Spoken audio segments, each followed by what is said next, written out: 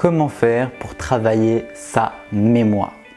Avant tout, avant de travailler sa mémoire, avant que je vous explique les techniques pour améliorer votre mémoire et travailler votre mémoire, il va falloir comprendre pourquoi vous voulez travailler votre mémoire. Est-ce que c'est vraiment un objectif qui vous tient vraiment à cœur, dans lequel vous allez persévérer?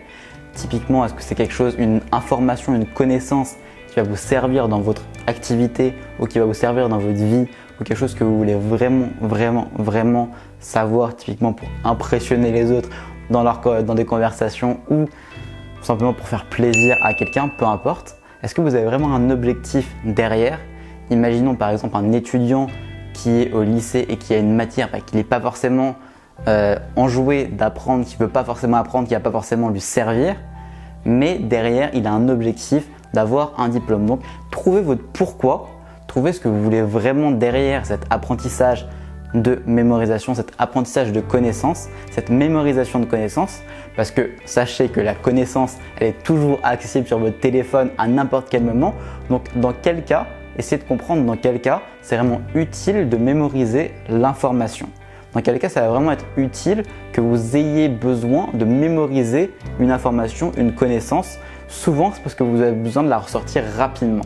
Donc par exemple dans une conversation, dans un discours ou typiquement imaginons un chirurgien qui est en train d'opérer quelqu'un, il ne peut pas sortir son téléphone pour regarder quel rein on doit enlever, quelle partie du corps et quelle partie du corps, quel nom a cette partie du corps, etc.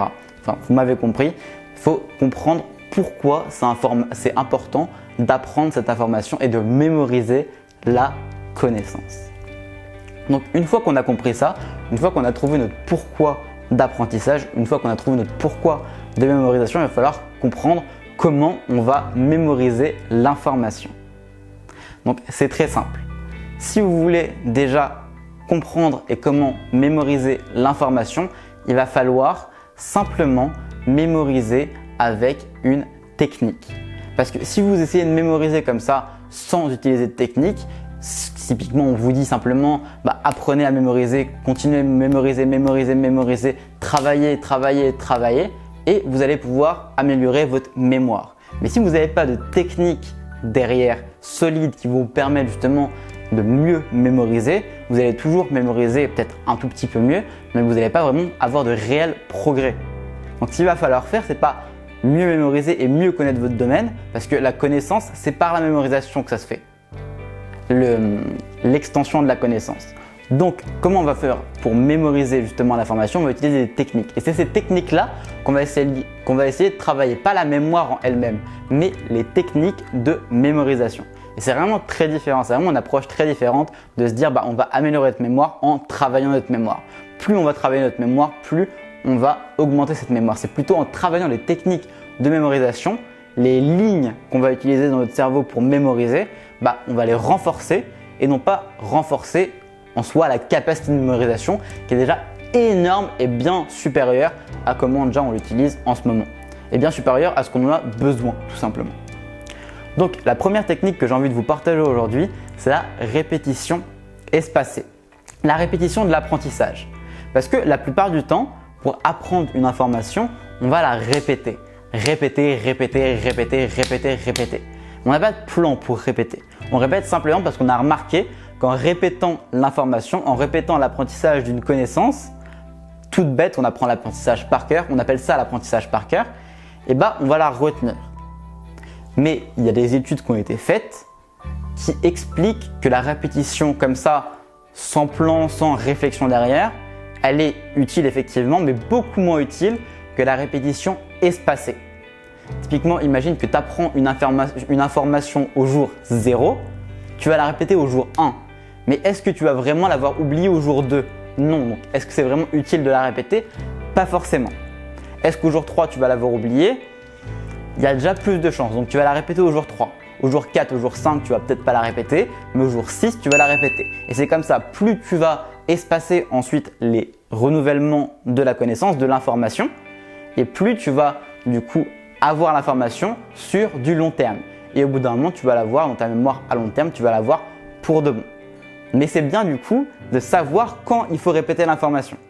Typiquement, c'est super d'utiliser une application comme Anki, je crois, ou Anki, il me semble, je ne sais plus la formation, Je te la mettrai juste en dessous, l'application ou le site pour ceux qui sont sur ordinateur. Et du coup, ça va te dire quand répéter l'information. Donc c'est vraiment top et même, tu peux même te créer ton propre système pour simplement répéter l'information, non pas tous les jours, mais une fois tous les jours, puis une fois tous les 2 jours, puis une fois tous les 3 jours, puis une fois tous les 4 jours, sans utiliser du coup d'application externe à ton propre système. Ce que tu peux ajouter à ça, c'est les flashcards. Les flashcards, c'est quoi? C'est une carte avec une question d'un côté et les informations de l'autre. Et du coup, en associant ça à la répétition espacée, ça va te permettre d'apprendre une connaissance de façon concrète. Donc, ta question, puis derrière la réponse. Et tu vas savoir si tu dois répéter cette information dans 1, 2, 3, 4, 5 jours en fonction de si tu as réussi à la répéter, à la retrouver au bout de 2 ou 3 ou 4 ou 5 jours. Et comme ça, tu vas savoir quand la répéter et quand tu vas devoir la ressortir pour bien l'imprimer dans tes circuits de mémoire. C'est vraiment super puissant. C'est ce que j'ai utilisé moi notamment pour apprendre beaucoup de vocabulaire en anglais, sachant que j'étais très mauvais en sortant de l'école en anglais. J'avais vraiment un niveau au ras des pâquerettes, j'arrivais même pas à sortir 3-4 mots quoi. Donc ça a vraiment aidé, mais vraiment beaucoup à développer mon vocabulaire en anglais. C'est l'application Mosalingua qui fait ça. Et justement, ça utilise la mémoire, les répétitions espacées pour la mémoire. Donc comme je vous disais, répéter l'information au bout de 2, puis 3, puis une semaine, puis un mois. Et ensuite, ça associe ça à la flashcard. Donc typiquement, ils te mettent le mot en français et tu dois le répéter en anglais. Et tu peux faire aussi l'inverse. Donc avoir le mot directement en anglais et devoir le trouver en français. Ça c'est comme tu veux. Mais du coup, c'est vraiment le système de la flashcard pure. Mais tu peux l'utiliser aussi pour des plus grosses connaissances. Donc typiquement, tu te mets une question de cours. Si tu es par exemple en droit ou en médecine, peu importe. Tu te mets ta question de cours, donc typiquement quelles sont les lois, quelles sont les 3 plus grosses lois sur le mariage, et puis tu dois retrouver derrière quelles sont les 3 plus grosses lois sur le mariage, et ensuite tu vas du coup répéter l'information en fonction de comment tu as réussi à retrouver l'information. Ça c'est la flashcard et tu peux mettre toutes tes connaissances dans ce système-là, en mettant peut-être aussi par thème, etc. pour en plus mieux te retrouver. Tu vas créer comme ça un organigramme un peu mental pour retrouver l'information. Typiquement, tu mettras dans le cadre du droit, imaginons tout ce qui est mariage dans une boîte à questions, puis tout ce qui est divorce dans une autre boîte à questions, puis tout ce qui est immobilier dans une autre boîte à questions, puis tout ce qui est information pour les notaires dans une autre boîte à questions, etc. Donc tu m'as compris, c'est vraiment super d'avoir un système de flashcards. La troisième chose, je vous partage encore une troisième chose à implémenter, ça sert à rien que je vous partage encore d'autres derrière, mais déjà si vous mettez en place ces 3 premières instructions, ces 3 premières leçons sur la mémoire, vous allez pouvoir vraiment avoir un bond de géant une fois que vous utilisez bien ces techniques-là. La troisième information, ça va être de mettre en place des choses, simplement des activités de mémorisation corrélées avec justement ce que vous apprenez. C'était pas clair. Ça ne devait pas être très clair. Bon, en fait, concrètement, tu vas associer une information à la connaissance. Donc, ce que tu vas faire, c'est que tu vas prendre une connaissance précise. Donc, typiquement, les connaissances que tu avais sur ta flashcard. Donc, imaginons les trois plus grosses lois sur le mariage. Et tu vas associer chaque loi à une chose avec l'association. Donc, typiquement, tu peux utiliser aussi la technique du palais mental. Donc, imaginer ta chambre ou une pièce que tu connais bien et associer chaque objet à une connaissance. Donc, peut-être pour le cadre du mariage, je m'y connais pas assez pour vous donner une vraie information. Mais par exemple, imaginons que tu dois retrouver les 3 plus grosses guerres du XXe siècle. Donc, la première guerre, imaginons que c'est la première guerre mondiale qu'on doit trouver. Moi, j'y connais rien non plus dans les grosses guerres du XXe siècle. Donc, imaginons que c'est les 3 plus grosses guerres, c'est la première guerre mondiale, la deuxième guerre mondiale, puis disons la guerre du Vietnam. Genre, je suis pas du tout sûr de ces informations, donc je précise. La première guerre mondiale, ça peut être intéressant. Imaginons, c'était une chambre avec une poignée quand tu rentres, d'imaginer à la place de la poignée un gros poêle. Parce que justement, on appelle les poilus les personnes, les Français qui se battaient pendant la Première Guerre mondiale, les soldats de la Première Guerre mondiale. Donc imaginons un poêle à la place de la poignée. Donc c'est la première information que tu vas avoir, tu vas associer la poignée, la première information, au poêle. et par association du coup la Première Guerre mondiale. Ensuite, tu vas aller un peu plus loin dans ta chambre, tu vas arriver au lit. Donc là, ça serait la Deuxième Guerre mondiale. Qu'est-ce qu'on peut associer à la Deuxième Guerre mondiale? On va dire la moustache d'Hitler. Moi, c'est ce qui me fait penser directement à la Seconde Guerre mondiale. Donc, on peut mettre les moustaches d'Hitler typiquement sur votre oreiller. T'imagines ton oreiller avec une grosse moustache dessus et là, ça va te faire directement penser, tac, Seconde Guerre mondiale.